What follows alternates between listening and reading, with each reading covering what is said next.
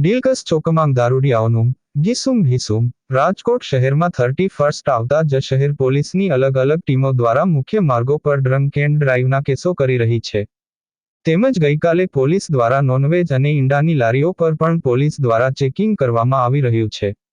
ત્યારે ગઈકાલે ધોળે દિવસે બે દારૂડિયાઓ ડીલકસ ચોકમાં આવેલી ઇઝી બેકરીની સામે જાહેરમાં જ ધબધબાટી બોલાવી હતી. બંને એકબીજાને ઢીકાપાટુનો માર મારતા હોય તેવો વિડીયો સોશિયલ મીડિયામાં વાયરલ થતા બી ડિવિઝન પોલીસે બંનેને શોધવા તજવીજ શરૂ કરી છે. અહેવાલ સંજય પોપટ.